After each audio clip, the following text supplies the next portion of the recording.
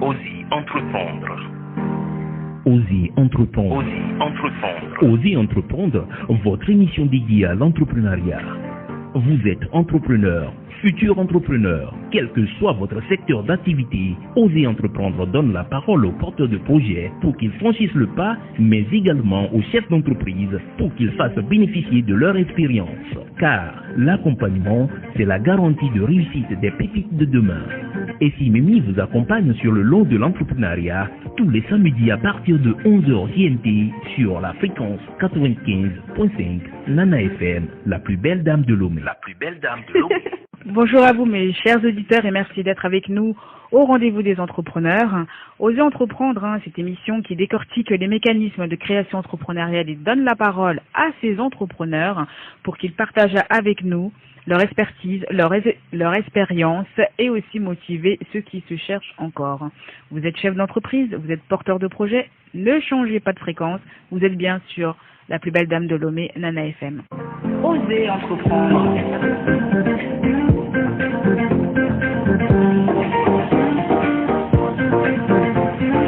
Osez entreprendre. Aujourd'hui, nous allons parler de tourisme avec Monsieur Haïté Ajavon. Il propose le site Wezon qui a pour objectif de faciliter le voyage sur le continent africain en offrant une solution numérique clé en main, c'est-à-dire un ensemble de services complémentaires comme tout ce qui est location d'appartements, de voitures, de guides touristiques et ambassadeurs. Ne bougez pas, on revient juste après le jingle de notre invitée de la semaine dernière, Madame Rose Sokpo, directrice du cabinet P&RH Service. Bonjour, je suis Rose Semero Sokpo. Je suis gestionnaire ressources humaines de formation et je suis la gérante du cabinet de ressources humaines P&RH Service. Alors, mon petit mot pour les futurs entrepreneurs, prenez le temps d'avoir le bagage nécessaire qu'il vous faut pour diriger et surtout apprenez à être persévérant parce que c'est pas toujours rose. Là, je vous invite aussi à suivre Essimini tous les samedis à 11h sur Nana FM pour les astuces. Bon courage à tous.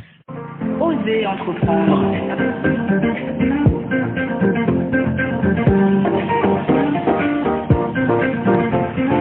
Osez entreprendre. Bonjour Monsieur Ajavon, bienvenue chez vous. Bonjour. bonjour à vous et puis bravo pour ce que vous faites parce que souvent on est un peu perdu quand on va dans un pays inconnu. Mais pour tout ça, on va déjà commencer à vous connaître. Donc parlez-nous un peu de votre parcours et comment vous en êtes arrivé à la création de votre start-up. D'accord. Alors, merci de m'inviter sur le plateau. Je suis ravi d'être à cette émission. Alors, comment est-ce que mon parcours un peu? Moi, je n'ai pas forcément d'expérience en tourisme ou quoi que ce soit. Ah oui. J'ai fait l'une des expériences, c'est plutôt en gestion de données, quantitative et qualitative, le reporting et l'analyse les analyses de performance. Donc, j'ai travaillé dans ce domaine financier, assurance, mais surtout sur l'analyse de données. Et donc, Wezon, c'est par pure passion. Déjà, j'adore mon continent. Oui.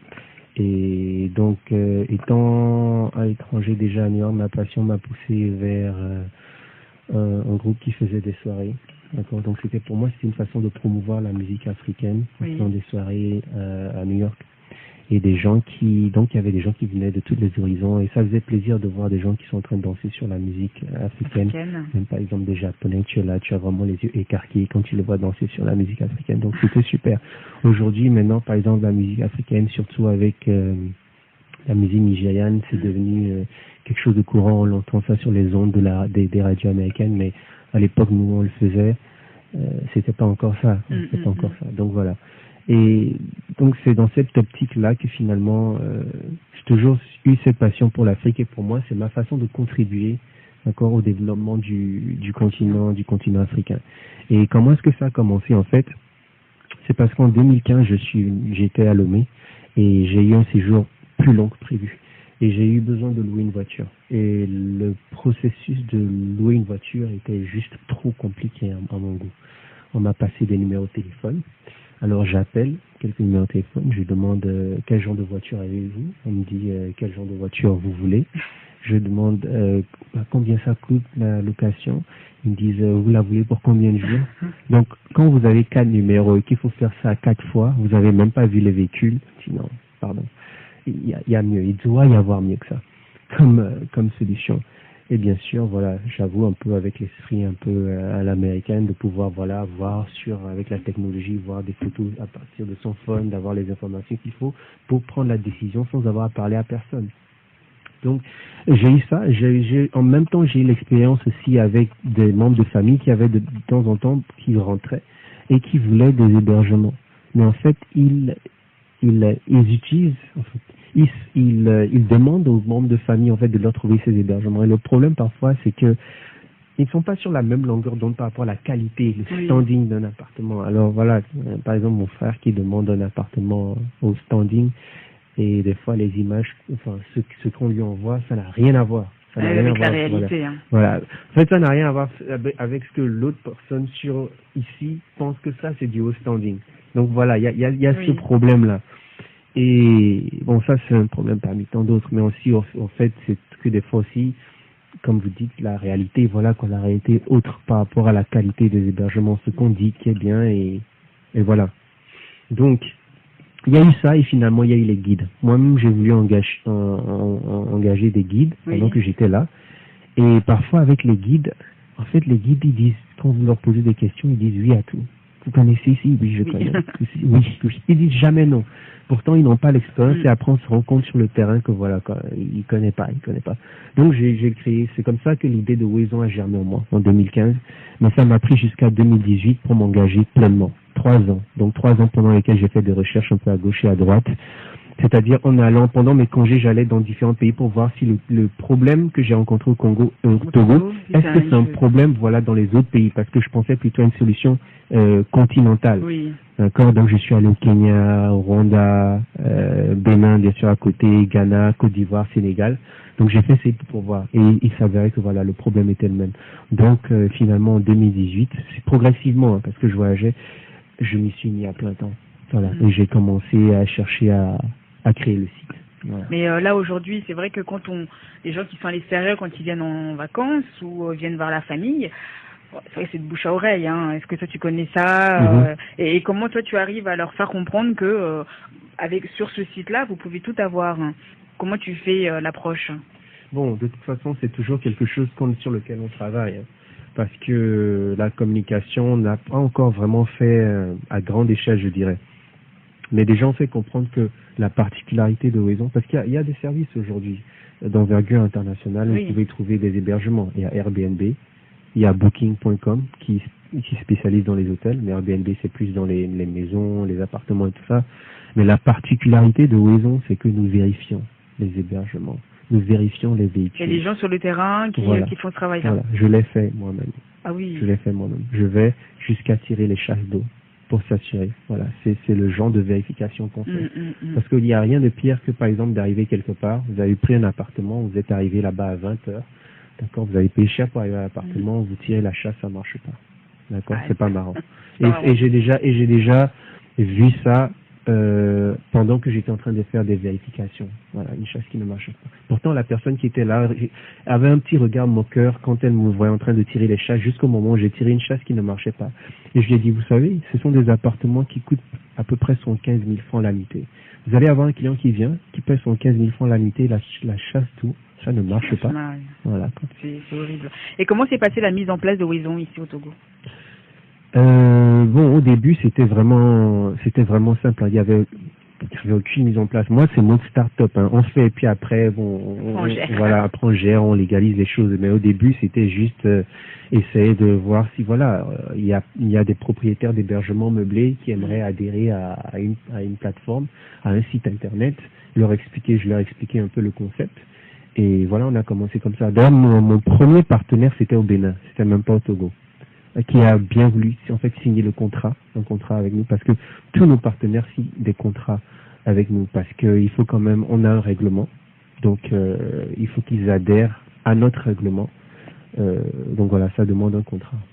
Et comment vous les abordez, comment vous les sollicitez, ces partenaires-là? Ça se passe comment? Oui, bon, c'est impossible. On les cherche. Aujourd'hui, on va leur rencontre. Quoique de temps en temps, nous avons des gens qui nous contactent sur le site et qui nous disent j'ai envie de mettre mon véhicule à disposition, j'ai envie de mettre mes hébergements. On les cherche.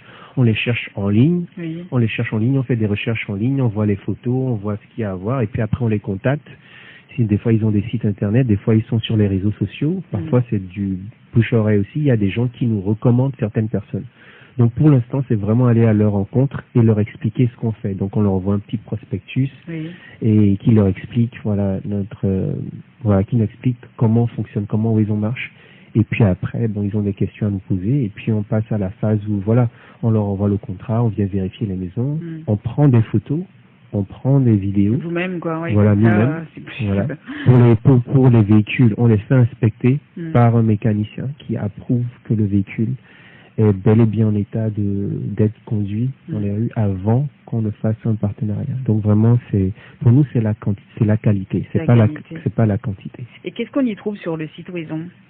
On y trouve des hébergements meublés, maisons, appartements, maisons d'hôtes. Oui. On y trouve des véhicules de tout genre et on trouve aussi des guides. D'accord. Et finalement, on trouve des guides touristiques qui ont leur propre circuit, qui offrent plusieurs circuits. Oui. Et finalement, on a ce qu'on appelle la rubrique ambassadeur. Alors, un ambassadeur, c'est quoi? Voilà, un ambassadeur, c'est une personne qui a une expertise dans un domaine bien précis, avec laquelle cette expertise c'est une passion que les voyageurs aussi partagent avec cette personne. Donc, par exemple, un cinéaste togolais avec 25 ans d'expérience, d'accord. Donc les gens qui arrivent par exemple ici, qui adorent le cinéma, ils sont peut-être là pour une semaine et ils vont sur Wezon se rendre compte qu'il y a un cinéaste de 25 ans d'expérience que je peux rencontrer. Donc cette personne crée une sorte de, une expérience, pas forcément un circuit, c'est pas un guide. Donc ça c'est peut-être pour une rencontre de 3 heures durant laquelle peut-être elle va les emmener sur certains lieux de tournage, leur parler de comment ça s'est passé, peut-être passer un moment même, quelque chose de peut-être un peu technique, en leur expliquant peut-être c'est sa façon de filmer et tout ça, et puis finalement s'asseoir à un café et discuter tranquillement. Et ça va largement un voyageur qui est venu qui pourra dire j'ai eu l'occasion de rencontrer telle personne. Voilà. Et combien de personnes travaillent sur Wezon? Combien de personnes travaillent sur Wezon? Vous êtes beaucoup. Alors, il y a moi côté opération, il y a moi côté finance, il y a moi côté réseaux sociaux, et j'ai ce qu'on appelle chargé d'opération. D'accord? J'ai un chargé d'opération qui s'occupe du côté justement de développer ses contrats, ses partenariats avec les propriétaires. C'est sa responsabilité. J'en ai un au Togo, j'en ai eu au Ghana. Mais là, la personne, ça fait un peu plus de 6 mois qu'on n'a plus personne et que je suis en train de chercher quelqu'un au Ghana et au Sénégal. Donc là, présentement, en train de recruter au Ghana et au Sénégal pour des chargés d'opération. Et combien de pays en tout là qui Là, une présence, je dirais, dans une présence quand même dans 5 pays: le Bénin, le Togo, le Ghana, la Côte d'Ivoire et le Sénégal. Et puis là, on est en train de commencer légèrement, mais ça sera vraiment plus tard, déjà au Kenya et en Tanzanie.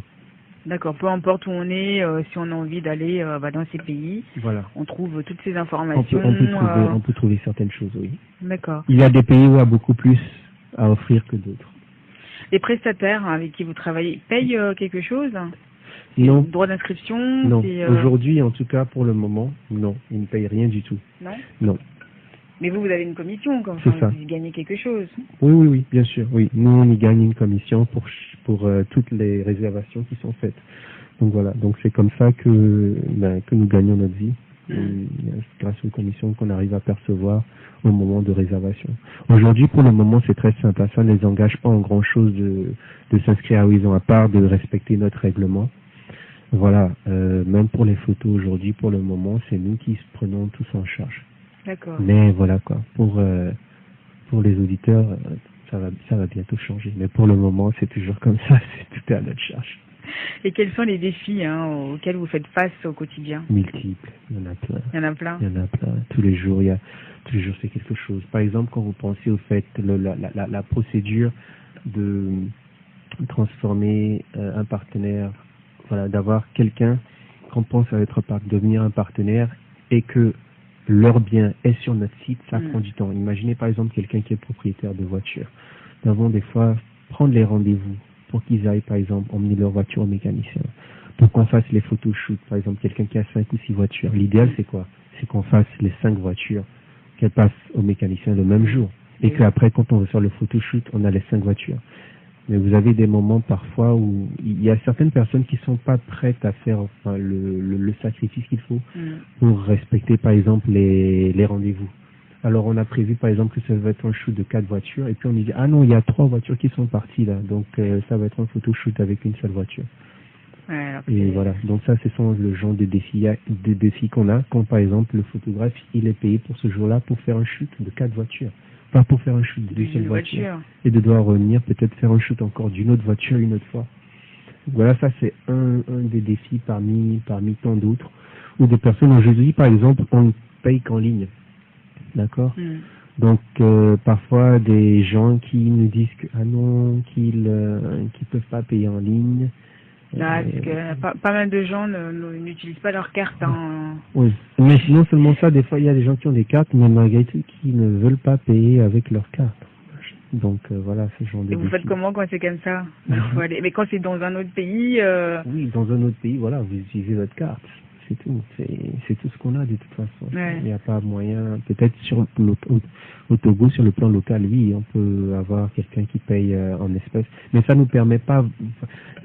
Quand c'est électronique, tout est là, tout est enregistré. On a l'historique de toutes les transactions. Voilà. Donc, oui, mais après c'est la confiance, quoi. C'est la peur aussi de pas d'utiliser sa carte en ligne. C'est surtout ça. Oui, bon, nous on est en train de sensibiliser les gens pour leur faire comprendre que c'est comme ça que ça fonctionne et que c'est très sécurisé. Notre système est vraiment sécurisé. Et pour nos partenaires, parce que nos partenaires aussi, pour recevoir les paiements en ligne, ils doivent nous donner leurs informations de leur compte bancaire. Oui. Et pour ceux qui viennent et qui veulent faire des réservations. Les challenges en tout cas sont multiples. C'est ça le défi d'un entrepreneur. Il y a tous les jours quelque chose. Voilà. Et bon, vous faites l'aller-retour entre ici et les États-Unis. En fait, ici, c'est un peu tendance, les jeunes entreprendre. Mais vous, quel regard avez-vous? Vous êtes aussi un jeune entrepreneur, mais quel regard avez-vous sur ce système d'entrepreneuriat? Est-ce que pensez-vous qu'ils sont prêts à se lancer dans l'aventure ou non? Je ne sais pas si j'ai une opinion sur les autres. Tout ce que je sais, c'est que l'entrepreneuriat, c'est super. J'applaudis tous ceux qui sont en train d'entreprendre. Moi, je dirais juste à ceux qui veulent entreprendre que, en tout cas, ce n'est pas glamour. D'accord? Si ça peut se dire comme ça. Oui, c'est peut-être une expression en anglais, je sais pas quand je dis glamour. Voilà. C'est pas glamour, d'accord? Donc voilà, pouvoir dire chef d'entreprise, c'est super, mais en guillemets, c'est pas ce qu'on mange, quoi. D'accord? Donc si vous allez vous y mettre, mettez-vous-y sérieusement, voilà, en sachant qu'il y a beaucoup de travail, que ça va être beaucoup de moments difficiles, des moments imprévisibles, et il faut être prêt peut-être à tout y perdre.